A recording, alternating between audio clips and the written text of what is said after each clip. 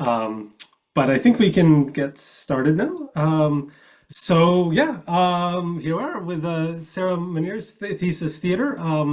She's a former opera singer who has switched career paths after having children.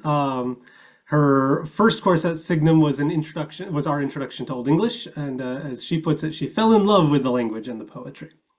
And she's really continued that with this project here, as you'll see. And she's also been introduced to working with digital texts and got inspired by the possibilities of Old English in a digital context. That's very much where she's dived in with this project. So, without any further ado, I will let her tell you all about Widsið and the digital age. Hi. Okay, this is my thesis presentation on the project I've been working on for the last year, to prove that I wasn't just, you know, ignoring everyone and I was actually doing stuff. So this is kind of what the slides are all, they're all going to have this header. That's me. I'm Sarah Monnier. This is the title of my thesis. And this is the day you're on. So if you're watching the recording, this is the day of the recording that you're watching. And so this was kind of in the intro that Nelson just gave, but I'm a mom. I have 4 kids. I had 3 when I started the program, and I have a 2-year-old now who joined us halfway through and has attended a lot of classes with me. I, yes, was a musician. I used to sing opera. I've taught piano and voice lessons for a long time.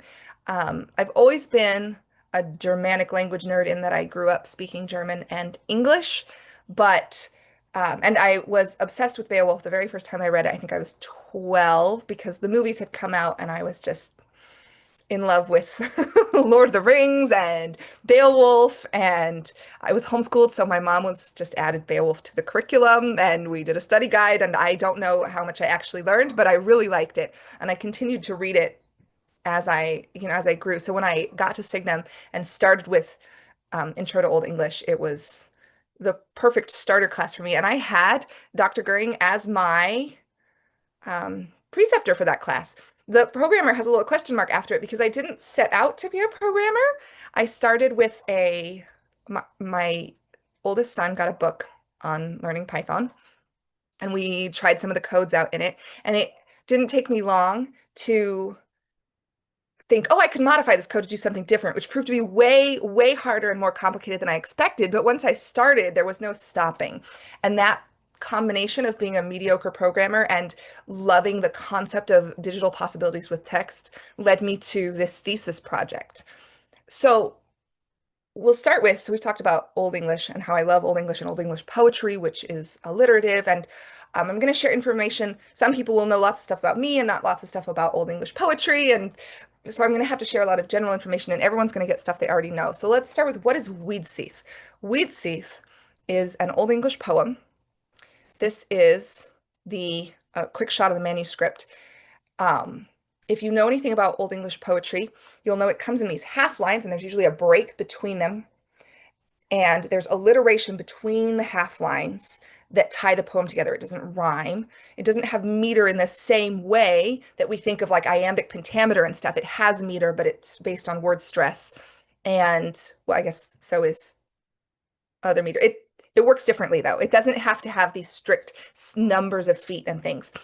But also, if you'll look at it, you'll see that this obviously doesn't have half lines, doesn't have line breaks at all. And it has letters you might not recognize. So I can't see my own screen because I'm looking at my speaker notes. This note, this letter here, this is actually a win, which we don't use anymore. It makes the W sound. So this word here is Widsið. This makes the th sound, and that's the F. And then we have the thorn letter as well, which also makes basically the same sound right here. And you'll see this word Matham, which if you like hobbits, you will know that they exchange Mathams, and they have the Matham house. And that's this word right here, M-A, thorn, thorn, U-M. If you take this manuscript, which this is a very beautiful manuscript. A lot of manuscripts do not look this beautiful and clear and readable. This is really a lovely, lovely manuscript. And if you were to take this and as accurately as possible, type it out with preserving the line breaks where they are in the book rather than where they fall in the poetic meter, and preserving any strange spellings, any errors, that you would be producing a facsimile edition with the goal of recreating the manuscript as accurately as possible. If you clean it up a little, fill out abbreviations, but you generally preserve spelling, quirks, some of the errors and stuff. You sort of fill those out with corrections, but you still allow them to be seen. That would be a diplomatic edition. It's a little more readable. It tells you a little more about the document intent, but it doesn't um, hide what the manuscript really looks like. That's a diplomatic version. But then, sort of the version you're going to get in a published book is usually a normalized edition. The spelling has all been standardized so that all the words are spelled the same way throughout the book, and the all the line breaks are set up correctly. Any misspellings have been corrected. That's going to be your normalized edition. And so essentially, you can kind of choose any step in this process to work with. And some of the people I know have chosen to read manuscripts and make facsimile editions, and or even go through the whole process all the way to a normalized edition. I mostly focused on a normalized edition. It is found at the website lore.com. That's where I published everything that I did here.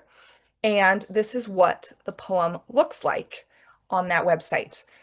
Where did I get my text? So here's the thing. I said there's a lot of corrections and stuff that then get made to present a normalized edition like this. And I did not start from the manuscript. I did not sit there looking at the manuscript and parsing all the language and then typing out. I used editions that already existed and compared them with the manuscript to create what worked for me as sort of a standardization of the various editions. So I used there's a version by Chambers from the early 1900s. There's the Malone edition, which is the 1930s. And then the Anglo-Saxon Poetic Records are a public domain work as well. So all of these, the Malone is not public domain, the Chambers is, and the Anglo-Saxon Poetic Records are as well. But I tried to unify as much as possible the different decisions they made for different reasons. Chambers a little more dated. The Anglo-Saxon Poetic Records are a little more sort of standard. And then Malone makes a lot of interesting choices that he defends really well. So sometimes I went with his version, even though it might not be the normal version, because what he said made so much sense to me as far as why he'd chosen to do that. And in my notes, you will see a lot of stuff that talks about why I made certain choices, certain places. So here is sort of the basic digital edition. A digital edition is like a print edition, but rendered digitally. This one's available on the internet. It doesn't have to be available on the internet. Digital does not mean internet, though generally these days, everything's on the internet. So in its most basic form, this side-by-side view could be all it is. There's a Old English version, and there's a translation, and they've been aligned. So when you go through the poem, if you hover over the lines with your mouse, it doesn't work here because this is just a screenshot, but you'll actually see the line numbers appear and tell you where you are so that you can make sure you're on the same line on both sides. But this is not particularly special. It's not uncommon to have aligned versions of texts or side-by-side versions of text. So like the Liusa Beowulf is a great example of a very popular Beowulf text that has Old English on one side and modern English on the other, so that you can read on either side. And actually the Beowulf I read as a kid, whose the translator's name escapes me right now, but it was an aligned side-by-side version as well. And often in language learning books and things, you'll find, fairy tales with a side-by-side version so that you can practice learning the language, but also read the story with some fluidity. So this exists in a print edition. It was not Heaney's. It was quite a bit older than Heaney's. I really like Heaney's, but it's not somebody anyone's ever heard of. I've looked for it since, and like it's one of the editions of Beowulf, but it's certainly not a well-known one. And the version I had specifically had the Old English poem or the modern English poem was alliterative as well, to try and give you that sense of what the Old English felt like without having to be able to read. Was that possibly Ringler's? No, Okay, because gosh. I know another one, I think Ruth Lehman also did one that tried to. See, it's somebody, it's a Okay. really obscure. I don't know. Okay. My mom found it in, 2002. So it was quite a while ago, and it was also just not, yeah, not a, it was a good version. I still like it. I don't know, I think there's that nostalgia, that appeal, and also just being able to read in that alliterative verse in modern English was such a experience of poetry that I'd never had before. I always liked poetry, but there's something about the way alliterative verse feels to speak aloud that is magical, really. Okay, so I want to look a little bit behind the curtain here at this is an HTML page. That just is a static page generated to look at. And there are behind the scenes two documents. There's an Old English file in XML markup and a modern English file. And then I wrote a script that puts them together into a single HTML page that the website can then show you. So it draws from two different files to create this version. This is the Old English block form of the poem. It's the more readable. We're going to see a less readable version. This one here started as just the poem, and I added these tags that tell you a little bit about it. So we have our line numbers here. We always know what line we're on. We have our caesura, that's the little gap in the half line, and then the line tag has to be closed to end each line. Also, you'll see these tags that say person name. So we have Atla, Becca, Cassere, this is Caesar, this is Attila the Hun. If you know good old Attila, that's him. Um, you can see there's a name that doesn't have a person name in front of it. This is for a name that's not a person, or a place. Place name is another tag that doesn't show up here. It shows up other places in the document though. And these tags, all of them come from something called TEI, or Text Encoding Initiative guidelines, which standardize this. And the reason we use something like TEI, XML is very loose. It's extensible markup language. You can kind of use whatever tags you want, and technically it's XML.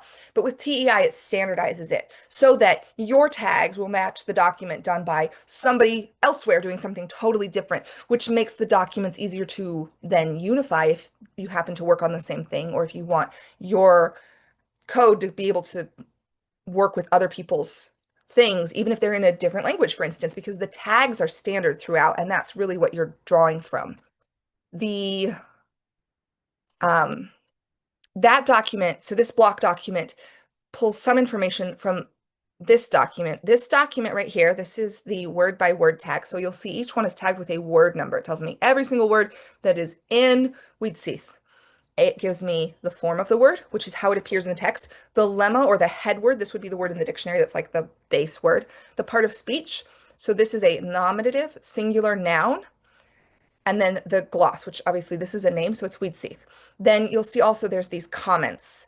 There are a few other tags. This was my entire first semester. So this was a 3-semester project. My entire first semester was just creating this one, word by word, going through, and one does not have to, sorry, we will get to that. We do not have to do this all manually. I did this all manually because this was my thesis project and I wanted to really know the text. But if your goal is to do a lot of text, if you have a different goal in mind, we will get to other options. I do want to talk about where I did this from, and the main sources were the Kent Malone version, which had an excellent glossary and commentary, and also the Bosworth-Toller online dictionary, which also beautifully links to the Joseph Wright Old English Grammar, which is hosted by Internet Archive. It links on every word, it links to the entry or entries, if there's multiple, in the Joseph Wright grammar that addresses that word, that part of speech. It's really superb for accessing all of this information about Old English grammar and words and translations and forms and things. So that's where all of this information largely comes from, is those two sources, to make sure, like the Malone is great, but the Bosworth Toller is, it's harder to use because it's a little more open to interpretation. You get to it and you have to find your form and you have to make decisions, and that's quite a lot more work. But also, if there's any confusion, you want to make your own choice and not the choice somebody else made for you. So that's where all this word data comes from. The other tags are the verb tag. If something is a verb, let me find a verb real quick. There it is. I have an extra tag for verb that tells me whether it's strong or weak. And if it is a noun, for the most part, obviously if it's a proper noun, I don't. But if it's a noun, I do. So this one's a weak verb. Here's our strong verb. If it's a noun, here we go. I have a gender. So the grammatical gender of a noun, which is nothing to do with like biological gender. It's just terminology used in linguistics. And that leads to lovely confusion, but it's why we have things like le and la in French and der, die, das in German, and because they have grammatical gender and modern English does not, but Old English did. So that brings us back to, we have XML documents. Now what? So one of the fun things that happened is a while back, I took an XML document markup class with James Tauber through the Space uh, program at Signum. And one of the fun things about that is that you get to the end of the class and you've learned all this markup. You've added all this information to whatever document you're working with. Now what? Well, what do you have after you've done all that? You have a marked up document. You've taken a readable piece of writing and turned it into an unreadable series of tags. So markup by itself is not an end. It is not, I mean, it is if you really want to just get to know a text. If your goal is to dig into a text and know it in your soul, that's great. But that is all you will have at the end. From here, this is where I did a ton of work. I had to learn a lot of concepts I didn't know, but I had wonderful help. And this is where I use this information to generate things like a glossary. A glossary is a standard part of every reading a poem in the original language. You have to have a glossary at the back so you can have the book that you flip to learn all the words. This is how when we did the Beowulf in the semester translation class, which Father Andrew, who I saw here, was one of the marathoners with me on that journey. You spend a lot of time with your book, flipping to the back, and finding out words. You get better at it, though. Eventually, you're not flipping to the back as often because you know a lot of these words. But you have to have a glossary. You don't have a really good digital edition if you don't have a glossary. So that's what this is. It has yes, Naif is now perfectly clear. We will come to that. There is a lot of stuff, and this is a quirk of Widsith in particular. But the essential parts of a glossary are going to be your form, your head word, sorry, the form it appears. So we have homrigas, that's our head word, that's our lemma. We have the homrigum because this is a dative noun. The line number where it appears, which I don't have any words in this particular section screenshot that appear twice, but if you have the word mid, for instance, which means with, which appears dozens of times, it would just be all mid, and then the line numbers just go up as for every line it appears in. And then this over here would all say with, because mid means with. So you have your part of speech, and then you have the part of speech refers specifically to the form in that line, and then your gloss that tells you the translation. You might notice that Hnef, Hawkingas, Holland, the translation is the same. That's because these are all names of something. This is, again, a really normal thing. There's nothing special about a glossary that makes it specific to a digital form. Like I said, you have it at the back of every book. One of the things we can then do, though, is we can change what it looks like. We're not stuck with Old English page, Modern English page, glossary at the back in a digital form. We can do this however we want. Aha, Carl's comment about everyone's Claver developing that smudge on the foredge at the glossary section. So true.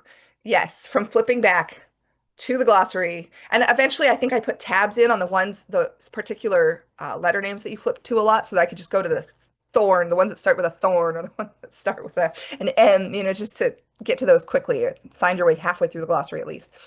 So this is the line by line view. Every line, all 143 lines of Widsith, gets its own HTML page, which contains the line of poetry, the head word below it, the part of speech, and then the English version. So if you want to read Widsith in its original language, but you're not super confident in Old English, you can read the poem line by line with this view. This pulls from the same documents, the same XML files that all the glossary. Ooh, I gave something away there. There are multiple glossaries. We'll get to that. That the glossaries pull from, but it just arranges it differently. And that is the beauty of a digital edition. You can make it look like you want without having to make a new document for every single view. Whereas with a book, you have to then dedicate pages to that view and dedicate pages to the next view. And eventually you do end up with tomes of information displayed different ways. This is going to bring us to kind of the next thing. I gave away the glossaries thing. We talked about this briefly. I mentioned there was a comment on this first line, the Widsið line. The fictitious shop, oops, who is the narrator of this poem. And that comment line appears a lot in this poem. So here we have Hnaef, good old Hnaef. Here he is. We know who he is. I have that in this document. I took a note about that. We have a lot of people. These are all names. Every single one of those. There are no intervening words. There is just names and who they are. So I have a tag that tells us that in this document. And now we've seen that there's a lot of different ways you can display things. So let's look at how one of the ways I chose to display this information. Obviously, this is not a great way. You can see that the lines just run off the page. I can alter my code window to show it to line wrap so that it doesn't run off the page, but ultimately it's a lot of unwieldy information. But, oh, I forgot I was going to tell you this. You can see here, this same as tag here is because some things appear in multiple places. So this is the kriakas. I wanted to link each form of a word to its head word so that I could pull from the head word and not from the form of the word for another view I wanted to do, which was the named entities glossary. So this is actually not quite, because it doesn't quite fit, not quite the same view as before, but I tried to show almost the same area that I showed previously in the glossary, but this is just the named entities glossary. The named entities glossary does away with the form. I don't show the form here. I just show the head word, the gloss, the line number, the form, or the part of speech, and then the information about it. I worked from Richard, I worked from a series of critical texts that I compared with the manuscript to generate my own version. The beauty of the internet is you can link to things. I just chose to link to Wikipedia. Obviously, Wikipedia is use at your own risk, though Wikipedia has actually gotten, I mean, the Wikipedia of even my undergrad days and now is just a different world. It's really, really great. And so if there's a Wikipedia article for something, like our friend Hrothgar here, if you're a Beowulf person, you know Hrothgar. He's the king of the Danes, and he is the guy who's not very good at defending his hall. And then his nephew Hrolf, or Hrolf Kraki, sorry, my tongue is getting stuck on these Old Norse names. These guys are quite famous. They show up in literature a lot. So they get their own Wikipedia page. Another thing that we can deal with here is, and I didn't have any on the old page, so I just switched to this one, is I have these links, I keep clicking on it, to the Getty website. The Getty website has something called the source of geographic names, which essentially is lists of geographic locations nested within their larger locations. And then one of the things, Dr. Gregory Crane wrote a paper about this that was really interesting about linking Old Greek texts to the source of geographic names.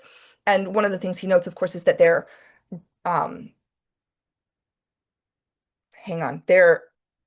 linking to places that are known in antiquity, that we know where they are, isn't super thorough. So that's something that could use work. But where we know the place, I linked to it. Where we have that location, I did try and mark that link to it. So you can go there. So we have the Moids here, and we have their number, 7003574. And if we go there and we look up the Moids, here we go. The Moida is in the world. in Europe, in Germany, in Lower Saxony, and Moida. Oh, but we have a problem. This is the wrong number. We have a place called Moida. Great. This is 7136021. And so you cannot use the name. This is why we have numbers. They're a pain. We can't use them. The names, we have to have the numbers because of the way naming works, because of Germanic tribes moving around. They'd leave their name a place, but then they'd go somewhere else. So the Moids referenced in Widsið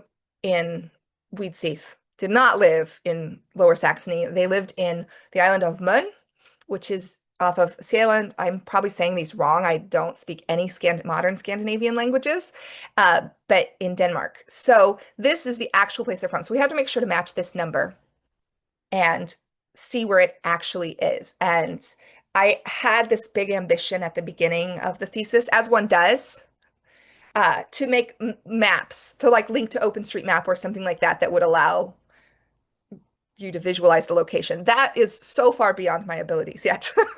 So someday, maybe. Okay, cool glossaries. Yay, we have glossaries, which, as you can imagine, means you have to click back and forth between stuff. So if you see a named entity, you then have to go. It's not really any different than flipping pages to go to a glossary on a separate page and scroll down to, oh, we want to see who Hrothgar is. It's a very similar experience, but it's not inaccessible. It's nice to have all this information in one place, but what if I just want to read the poem and enjoy it, but I also don't know that much and I want the information as well? So obviously in book form, in a codex, you just have pages of footnotes. The Chambers is a lovely example of this. There will often be 1 or 2 Old English lines at the top and then a page of footnotes below it. And that will just go on. The book is huge because there's just pages of footnotes. That's how he chose to display the poem.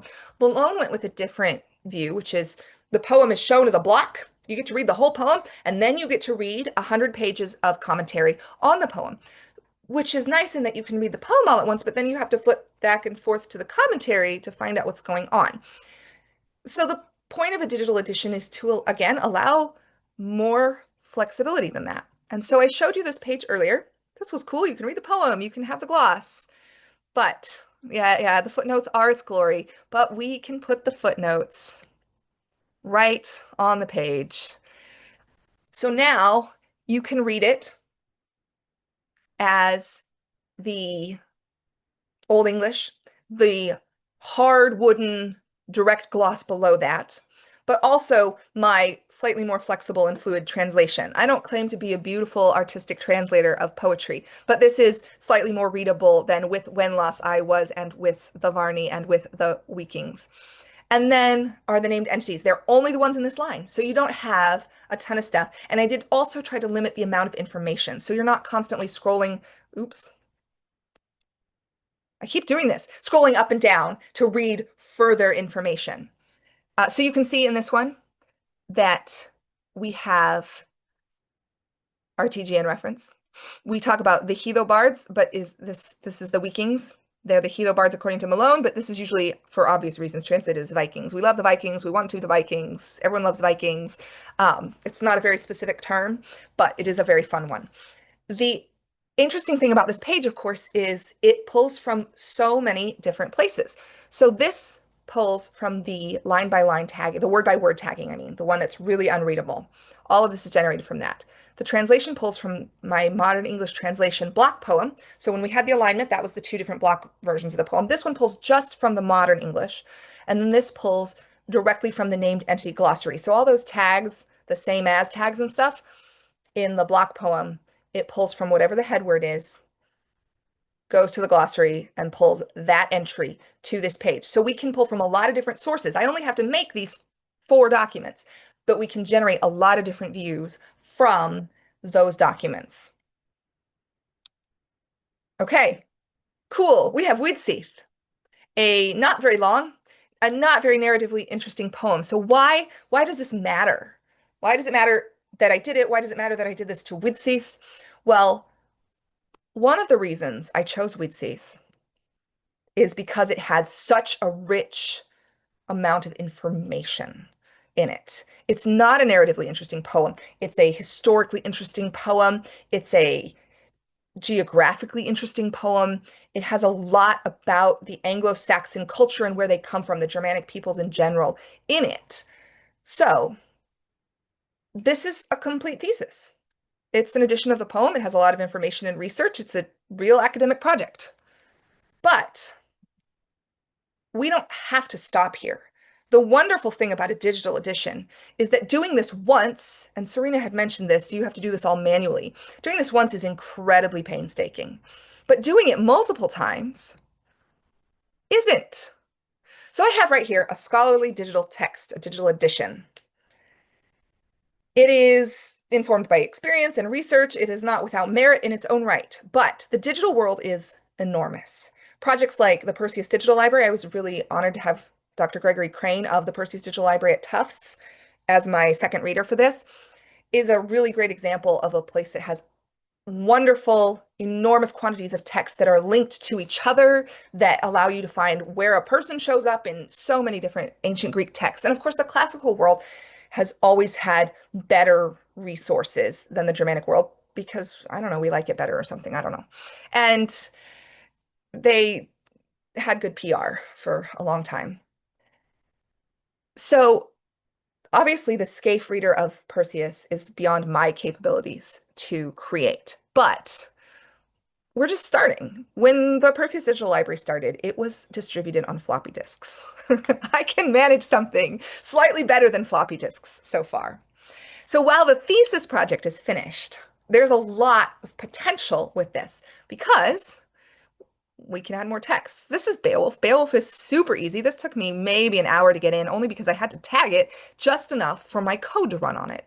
But this is an alignment just like the Widsið alignment that shows Beowulf side by side. Again, not a new or interesting thing, and I didn't go any farther than this because this is just an example of extensibility. We have left the realm of what my thesis is, and we're into what I would like you to take away from this, which is that the possibilities are huge and beyond what I personally have even been able to think of, I'm sure. The Beowulf there's an edition of Beowulf that is open source by a scholar named Brunetti, all tagged with parts of speech tags. And so while it was easy to use his version of the text to create this line by line view, it actually isn't a significantly large project, other than how many lines Beowulf is, to generate the line by line view. The hardest part of that is you still have to go in. I haven't figured out a way to make this quick. You have to go in and tag all the names and locations. That is by far the most time-consuming part, is any named entities, making sure there's information on them and generating a named entities glossary and adding that part. However, if you work with poetry like The Seafarer or The Wanderer, which has a lot less of that, or one of the Exeter book riddles, you don't need named entities. There aren't any named entities. This I did on Thursday night because I thought we could do just one more thing. We could show just one more thing. And once the code exists, it's not a big deal. So I wrote a translation and and again, I want you to keep this in mind. I'm saying this is something I did on Thursday night. I got the parts of speech tagging from an LLM. I did have to correct it. It was not 100% accurate, but it covered all 15 lines of the first riddle of the Exeter book with some accuracy, and it did not take me very long to then correct it and make sure it was right. I did not do any LLM work for Widsith. I want to be very clear. My actual thesis is entirely 100% done by me manually. But in future, for for work I'm not being graded on, I think we would be foolish not to use the tools we have as well as possible. I am as capable of making mistakes in my translation as ChatGPT, but by having essentially two people look at it, the LLM and myself, I didn't use ChatGPT. There is a page on the website that tells you what I use, what engine I used for that.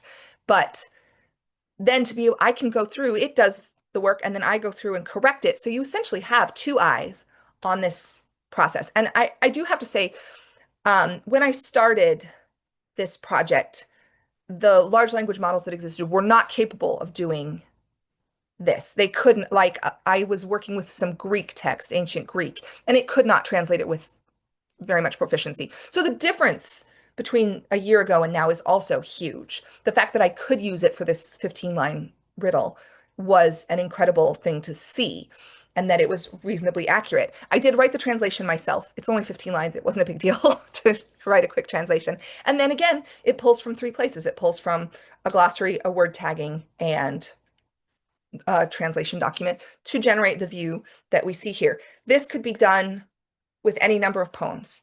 And because the tagging is standard, according to just the standard TEI poetry tags, anyone can contribute the poetry part, and then the code is all open source. So there is a GitHub repo. I'll come to that. These are some really great resources I wanted to talk about if you are interested in this topic. So the Exeter Book Viewer, so we saw the beautiful manuscript. The Exeter Book Viewer is a place where you can see really the beautiful scans of the beautiful manuscript that is the Exeter book. They're all there. They're really gorgeous. The first few pages are a little rough, and then after that, it's all this pristine. It's glorious. Minota is a really great example when I talked about the difference between a facsimile, a diplomatic, and a normalized version. The Minota Medieval Nordic Text Archive is a really great place where you can just quickly see those differences. You can see the manuscript page, and then you can see the different texts people have created for various Nordic texts. The Old English Poetry in Facsimile site is a place that does scans of manuscripts and then shows, you can hover over different areas of the manuscript and see a facsimile digital edition. There are also some translations available on there. They're not aligned in any way. They're mostly for artistic purposes, for understanding purposes. So it's a very different project, but it's really great if what you're interested in is reading Old English manuscripts. The Perseus Scaife Reader I've talked about as a really great example of a digital library that is just vast and beautifully made.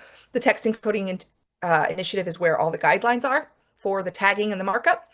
The Bosworth-Toller Anglo-Saxon Dictionary I showed you already, really great resource. I cannot speak highly enough to them. I actually wrote them with some questions about some stuff, and they were really great at getting back to me. They are absolutely terrific. I think someday plugging in an API to the dictionary, allowing you to do work within the... James has heard of Scaife. James, how could you? It's not like you built it or anything. I think plugging in an API, the Bosworth-Toller dictionary, to make Old English poetry and the actual grammar info more accessible would be really cool. And then the sorts of geographic names that I've talked about at the Getty website. Okay, this is kind of the end. This is my project. This is what I just spent the last year on. And so there's my email address. If you want to ask questions, if you want to do stuff, if you have an Old English poem that you're really excited about that you want to put in, let's talk. The website, if you want to see it yourself, is there, lorehoard.com. And then the repo, which you can look at, but it's a maze of not, I know where everything is. We'll just say that. I know where everything is. I have not written documentation for it. So if you want to go through the code and figure it out yourself, good luck. I will someday. I have good intentions about writing documentation for it, but that did not fall under the purview of my thesis project. So it's there. You can look at it. So I just wanted to say thanks to Dr. Goering here, who has been fabulous. We had frequent calls to discuss things, and he was very encouraging when I would get worried about what I was doing.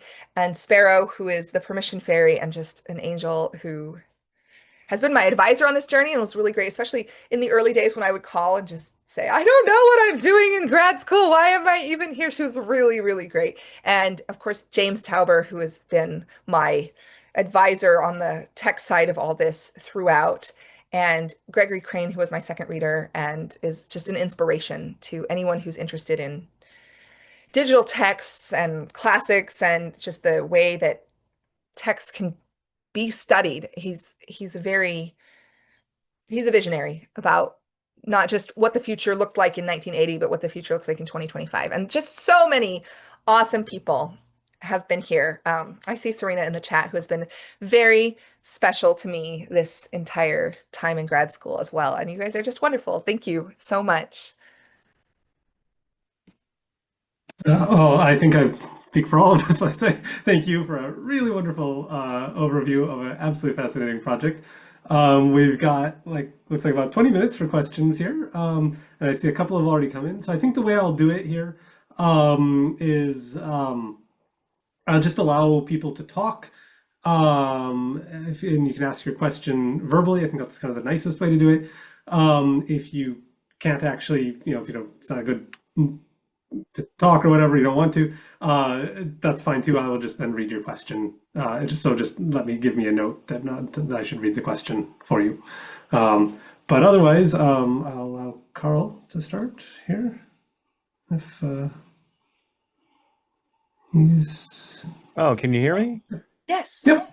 Oh, okay. So I had put a question into the question area, but I was just curious, the grammatical tagging that you do, there are cases where forms can be ambiguous in Old English. Does the tagging support that, where could be in more than one case, or do you always Yes. have to pick one? No, you don't have to pick one. The guidelines are super thorough, which can mean that it can be a nightmare trying to figure them out because they are so thorough, but you absolutely can show ambiguity and then display that so that the reader knows what I always chose here because I decided that for my edition, I wanted to provide confidence rather than too many options for the reader. I'm sort of gearing this towards someone who loves the language and is interested in the concepts, but isn't an Old English scholar, philologist, for instance, who isn't necessarily as interested in the ambiguities, but you absolutely can choose to go that route. Cool. Okay, great. Thank you. Yeah, thank you. It looks like James also has a question. Yeah, so obviously you picked Widsith because of the names and the sort of interesting historical aspects to it. Do you have other texts in mind that you would love to apply all this to next? I want to do The Wanderer next. I just think it will be a much easier poem because of course it has very few named entities, but it's just such a beautiful poem. So to make it available, that one I want to do just because I want to make it available. I want it to be accessible to everyone because it's so beautiful. Thank you.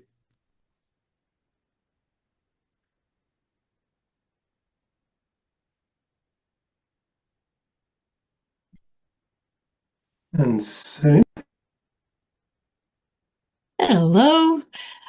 Sarah, I love when digital humanities enriches the traditional ways that we read texts and vice versa.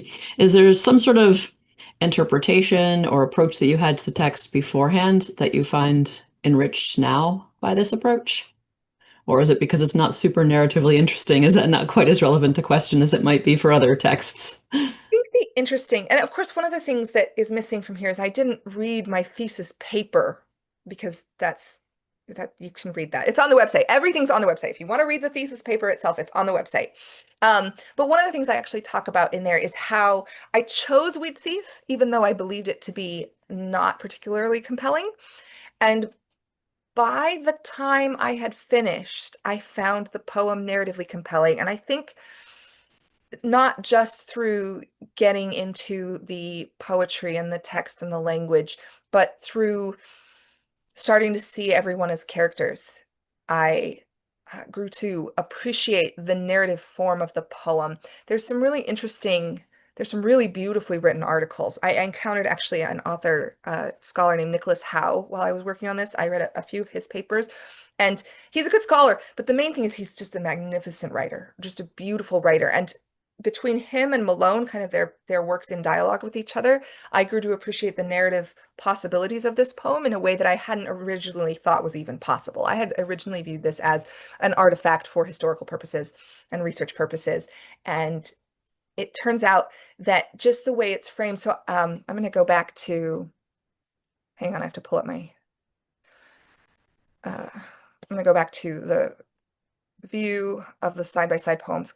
The way it starts with, there it is, Widsith Madalada, Wordhord on Leach, Sedemona mast meide over orten, Folke Jon verda.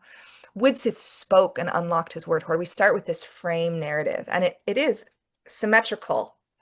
It is 9 lines of frame narrative, and then it ends with 9 lines. And then in between are these lists of names of kings. And by setting it within a frame narrative, he gives it this, the poet, whoever the poet is, gives it this personality that otherwise it would otherwise just be a recitation of names, but he gives you a person, and this person has done things. So in this case, he travels with Aelfhilda to the land of Eormenric, and he lists his names, and the way he lists them, he starts in the first half, he just lists them as things he's heard of. And then he gives himself authority in the way he lists it. And then the next list of names, in spite of the fact that actually the second list has more variety in it, that's where the Greeks and the Romans and stuff are, he has established that he knows a lot of people and he knows a lot of things. And so you feel more willing to trust him. And then at the end, he talks about, singing the lines for praise and glory and essentially being remembered as a shop, and how important that work is.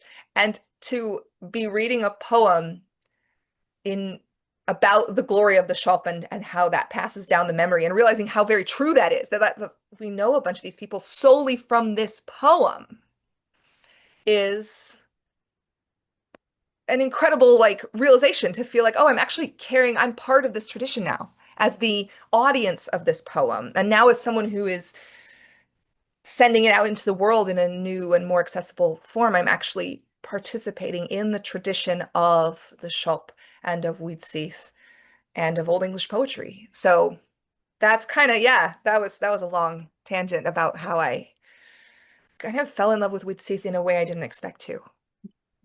Thank you. That was beautiful.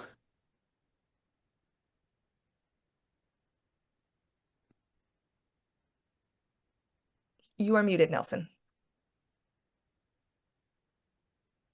It's usually me who's muted. Yeah, I must have just missed the unmute button because I clicked on it. But while we wait for other questions to come in, I just was wondering what you thought of having gone through this experience of editing, producing a digital edition. What sort of tool or approach or something like that would you like to see most to help future production of digital editions be easier or better, or something like that? What would you like to see in the future of the field of digital editing?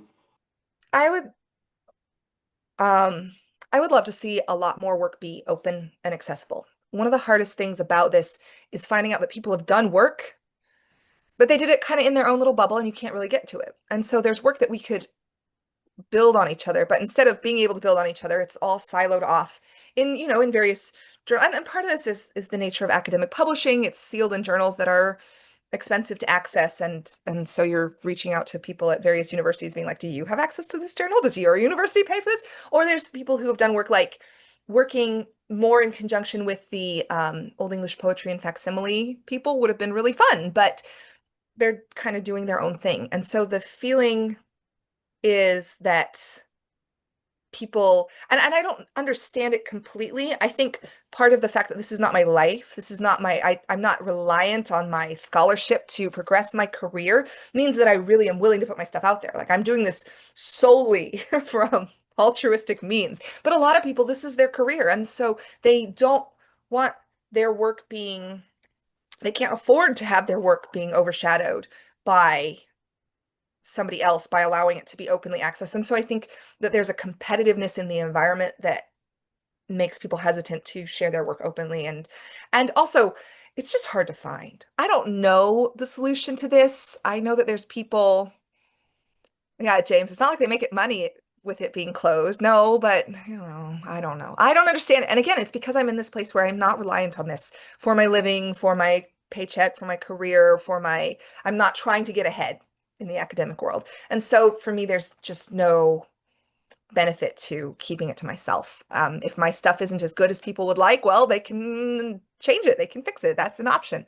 And so And at least it's available where people can use it. So I would love to see that. I would love to see the world of Germanic philology be a little more accessible to each other, communicating within realms, because it was difficult to contact people who had done stuff. And I know they're busy. That's another thing. I know they're busy. I know that there's a lot going on, but to feel like I would love to have worked with people that were not really very available to work with. But yeah, Greg Crane, James mentions that Greg Crane has done a lot to make the classics world, the ancient Greek world, very open. And honestly, he was very helpful in this project, which is not Greek, not classics. And so just that there are people who are more enthusiastic about the sharing than about anything else. And that's been really encouraging. You're here, and hopefully things will eventually move in They a will. more open, We're just a more little open direction. behind. We'll get there.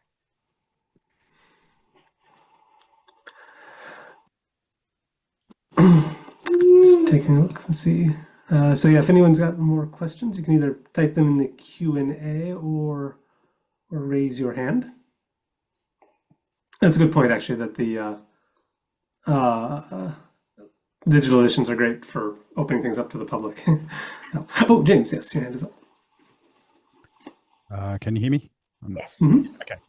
So one thing that occurred to me, of course, with all this geographical tagging that you've done with Widsith, have you considered doing any kind of integration with maps, and that being Yes. a feature of these digital editions? So I had mentioned that I early on was ambitious to do something and didn't have time, but actually I have somebody who is very enthusiastic about how easy it would be. I feel like programmers are very difficult because it's easy for you guys because you have done this forever. So it's funny to hear someone say, oh, it would be so easy to plug into this API and display the map. No big deal. Okay, I don't have those skills. I learned almost all my Python skills on this thesis. I don't recommend that, by the way. If you are starting a master's thesis and it requires you gain a bunch of skills you don't yet have that are not actually part of the thesis, they're sort of other skills that you have to learn, I recommend choosing a different project. Do something different. But I don't regret it. I don't regret it. It was very stressful at times, but I don't regret it. But I would like there to be a way to display maps, because I feel like, especially with Widsith, that would be so visually interesting. And I think there's room on the line by line page to display a map, or if you could do a pop-up for a map so that you could look at a place without having to take over the whole screen. And then that is part of the project, is the more information you put on the page, the more cluttered it becomes. And so I want to display a map. I have thought about it, but there's just a lot of questions I don't have a clear answer to, and something maybe we could talk about and we could figure out too, because I think it would be so fun. And I think it would be fun for people. One of the things Abby mentions, that as not a academic, this stuff being accessible, is that's kind of my main audience, is actually non-academics. So wanting to make it as interesting and as sort of a 360 view of the situation for them as possible, instead of those of us who are sort of intimately familiar with the regions of Europe that the Germanic peoples populated, and we can think about things in terms of all the little islands around Denmark that are referred to in the poem and stuff. We can, largely, I know that. I've spent a lot of time on this poem. It'd be nice to be able to show them to people who are like, I know Denmark exists. It's kind of at the top there of, yeah. I think maps would be really awesome. And that's also really, I think, points up that the importance here of having collaboration, right? Because something that can be hard for, you need people who have different skills to be able to come together, and that really helps. And I feel like, so this entire website is what's called statically generated. They're an HTML page and it just displays that page. You can't really do much. I can make things hover and the buttons go places, but there's not a lot of there's almost no interactive ability to the website, because that would require learning JavaScript, which is another language. And I don't know JavaScript, but I've heard it's kind of a terrible language. So I don't know how to build the interactivity, and the learning curve to do that is another thesis project, essentially. So I think maps would probably require stuff like that, and I'm nervous about how much to add to the non. I came to this Signum to be an English scholar and a literature scholar, and now I'm also turning into a programmer. Not expected.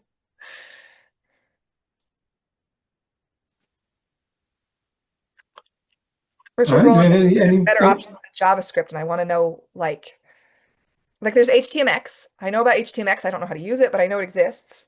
And so I'd love to. So you could just email me or something and let me know what the options are, because I would love to talk about what the possibilities are, preferably that are not JavaScript.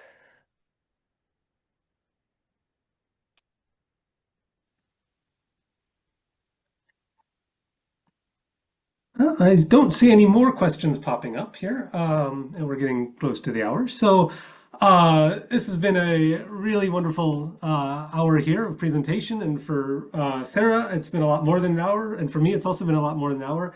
This was really wonderful project to be a supervisor on. It was really neat to see the whole project develop and take form and become this really neat website at the end, and all this stuff. And I'm not very good on the digital side, but it was wonderful to watch that take shape, and really also to see this sort of philological work underpinning all that as well. So really amazing job, Sarah. That's a brilliant job here, I think. So, and I'm glad you got a chance to share it with everyone else today here as well. So I see everyone else is congratulating you. I also would like to congratulate you very, very, very sincerely. That was And thank you again. It's really wonderful. Working with you was an honor.